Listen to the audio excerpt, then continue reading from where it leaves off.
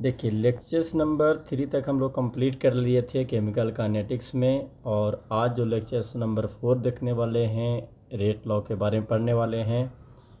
अभी बेसिकली होता क्या है, रेट लॉ होता क्या है, इसके बारे में समझ लेते हैं। देखिए the rate of reaction is direct proportional to the product of molar concentration of reactant with each terms raised to the power of coefficient आप बोल सकते हो, या रेस्ट टू द पावर आप बोल सकते हैं। सपोज कीजिए N1 एक A दिया गया है, N2 एक B दिया गया है, और यहाँ से आपका क्या बन रहा है, प्रोडक्ट बन रहा है। तो रेट जो होता है वो डायरेक्टली प्रोपोर्शनल टू, देखो ये मोलर कॉन्सेंट्रेशन A और ये B हो गया, A और B का प्रोडक्ट होना चाहिए, A और B का प्रोडक्ट होना चाहिए। और इस पे जो पावर जो आता है ये एक्सपेरिमेंटली कैलकुलेट होता है, ठीक है। तो ये A पे पावर x एंड B पे पावर y।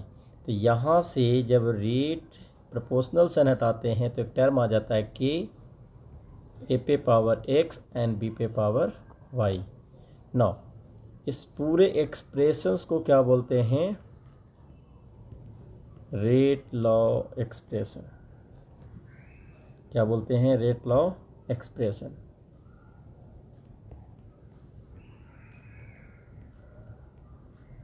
एक्सप्रेशन। और ये जो के आपका है, के को बोला जाता है rate constant. Rate constant only depends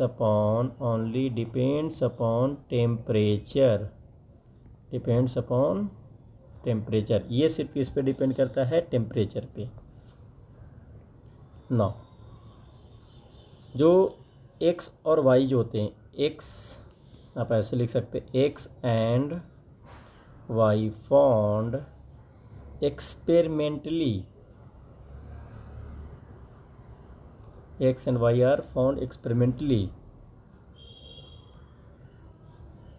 which may or may not be same. Same हो सकता भी है और सेम नहीं हो सकता है। Same as stoichiometry.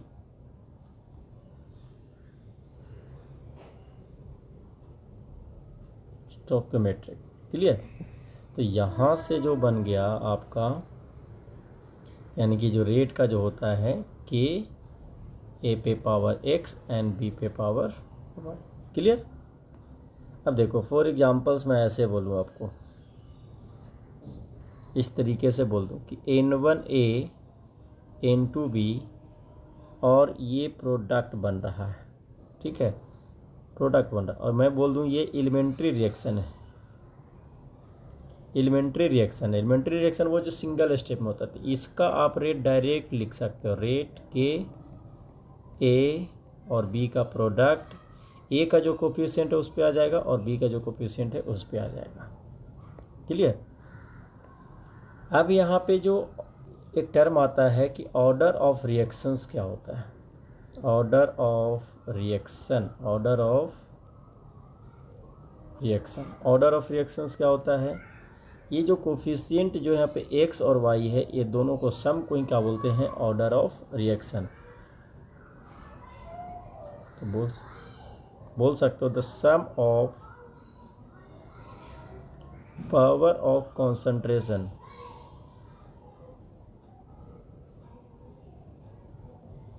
Of reactants in rate law expression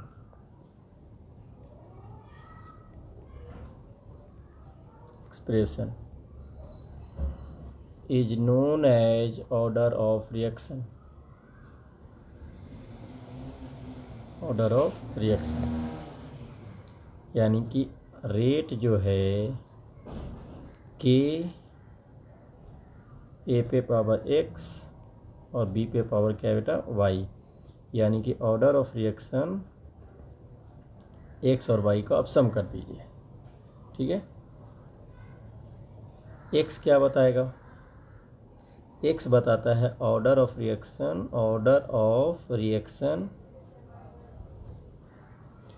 with respect to A, and y बताता है order of reaction with respect to B. Clear? यानी कि ऑर्डर ऑफ रिएक्शन को एन से भी डिनोट करते हैं, दोनों का सम के एन के इक्वल आ जाता है। इसमें एक नोट पॉइंट आप लिख लीजिए। नोट पॉइंट क्या है? First note point, order of reaction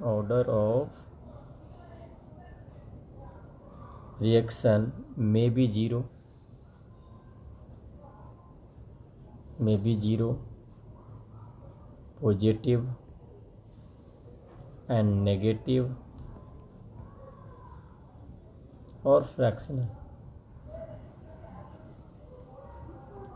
fractional. Clear? Second जो इसका होता है, ऑर्डर ऑफ रिएक्शन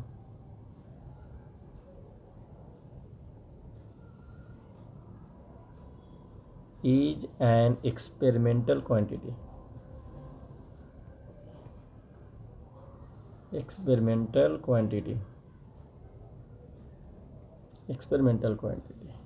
ठीक है? तो एक दो क्वेश्चंस करवाते हैं आपको। देखिए, अगर रेट लिखा हुआ है, सपोज कीजिए, और ये ए पे पावर 1 और बी पे पावर -2 लिखा हुआ है, तो ऑर्डर ऑफ रिएक्शन क्या हो जाएगा? 1 -2 इज इक्वल टू -1, मतलब ये -1 ऑर्डर ऑफ रिएक्शन से।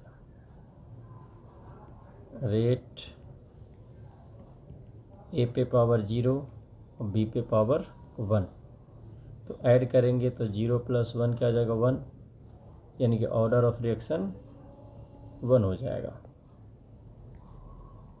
रेट के ए पे पावर 1 बी पे पावर 1/2, तो ऐड कीजिए 1 + 1/2, तो ये क्या हो जाएगा? 3/2, मतलब 1.5 ऑर्डर ऑफ रिएक्शंस हो जाएंगे। ठीक है? अब यहाँ पे क्या है,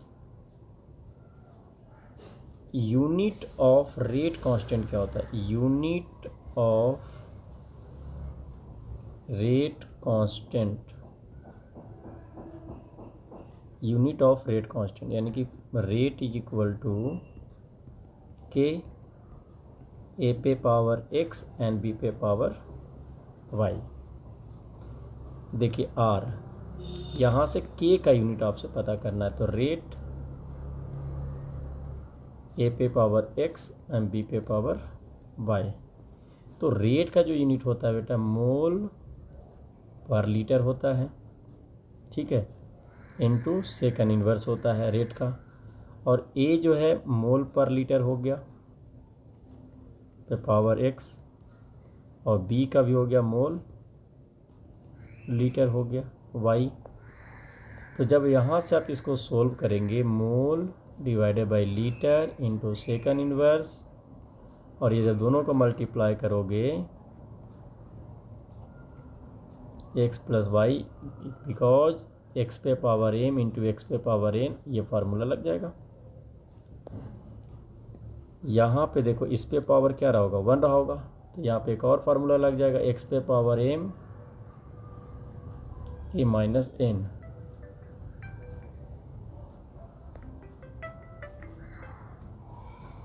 तो यहाँ से हो जाएगा मोल लीटर, देखिए mole litre n into second inverse,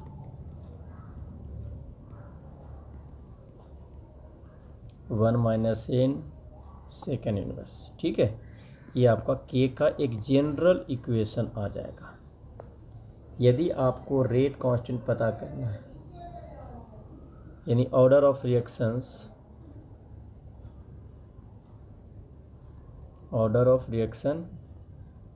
unit of rate constant, तो देखिए, अगर आप n इज इक्वल टू 0 रखें, मतलब 0 ऑर्डर रिएक्शन है, आप यहाँ पे 0 रखोगे तो इसका यूनिट आ जाएगा mole litre into second inverse. n is equal to 1 रखते हैं तो ये क्या आ जाएगा? सिर्फ second inverse. n is equal to 1/2 रखोगे तो 1/2 रखेंगे तो क्या जाएगा, मोल लीटर 1/2। तो इस तरीके से हम लोग यहाँ पे रेट लॉ देखें और इसमें ऑर्डर ऑफ रिएक्शन देखें। ये आपका बहुत इम्पोर्टेंट लेक्चर्स था जिसमें हम लोग रेट लॉ, बाकी आगे इसमें हम लोग न्यूमेरिकल्स करेंगे, वो और आपको इंटरेस्टिंग लगेगा। तो इस लेक्चर्स को प्रॉपर आप देखिए एंड प्रॉपर नोट्स बनाइए एंड जो भी इसमें प्रॉब्लम्स आता है आप कमेंट सेक्शन में आप इसको कमेंट कीजिए। ठीक है, थैंक यू, बाय बाय।